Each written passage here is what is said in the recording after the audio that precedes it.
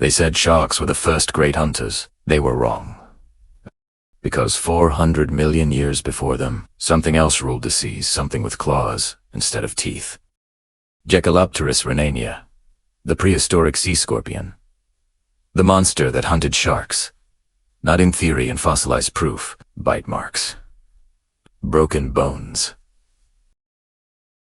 The evidence is real. But how could a scorpion hunt a shark? Shouldn't it be the other way around? That's what scientists thought, until they realized they were looking at one of evolution's earliest ambush predators. What if the ocean's first king wasn't fast, but patient?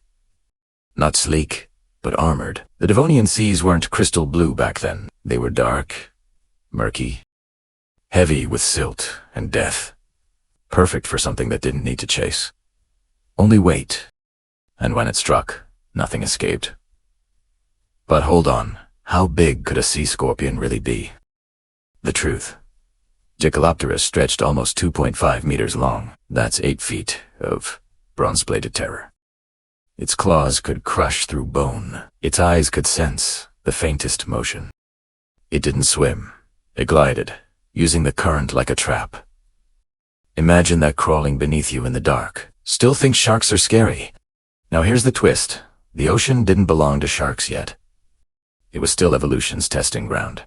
No rules, no mercy. Every creature was an experiment. Armored fish, worms longer than cars. And in that chaos, the sea scorpion was perfection. Flexible armor, razor claws, endless patience. A killing machine millions of years before the word predator even existed. But what happens when perfection meets progress? Because something new was coming, something faster, smaller, sharper. The first sharks, they weren't the giants we know today. They were 1/2 meter long, fragile but lightning quick. To everything else, they were untouchable, but not to Jaekelopterus. Not the claws that could cut through armor like paper. And here's where the fossil record tells the truth. In one slab from Germany, paleontologists found a shark's spine punctured clean through. The marks matched Jaekelopterus claws exactly. That's not coincidence. That's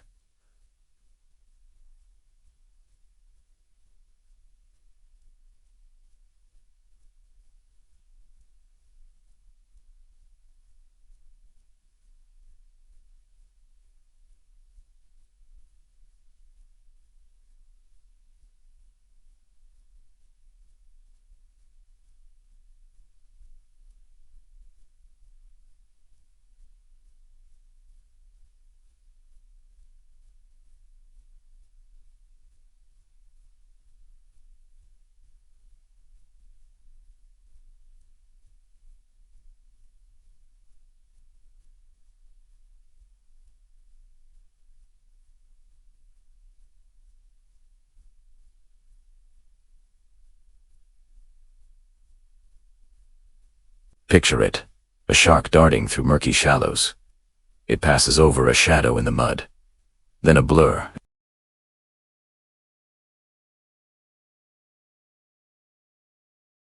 Two claws rise, snap shut, and drag it under.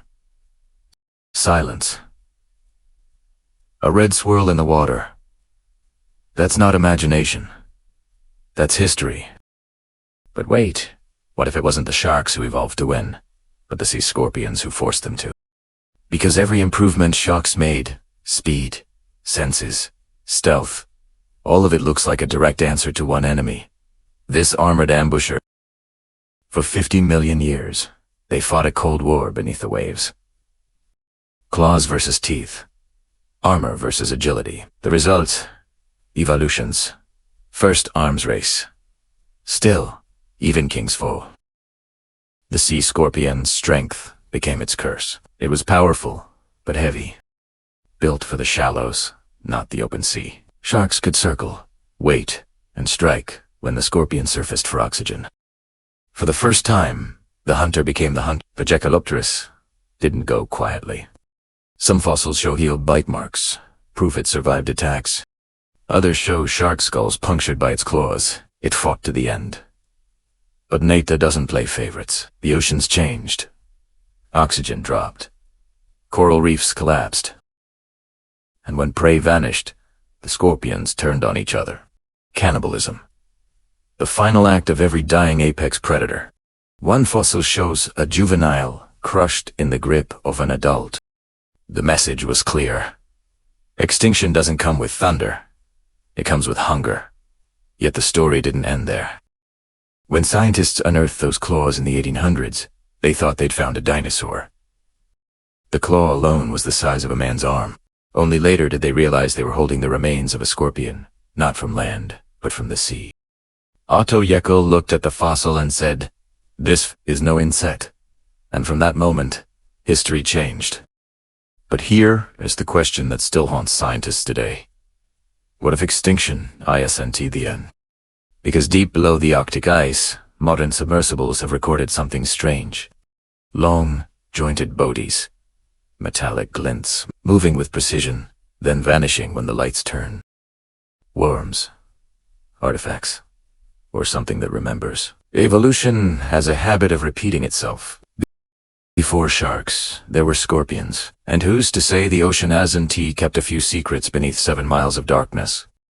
What if the throne was never truly empty? 400 million years ago, Jaekelopterus hunted sharks. Today, sharks rule the seas.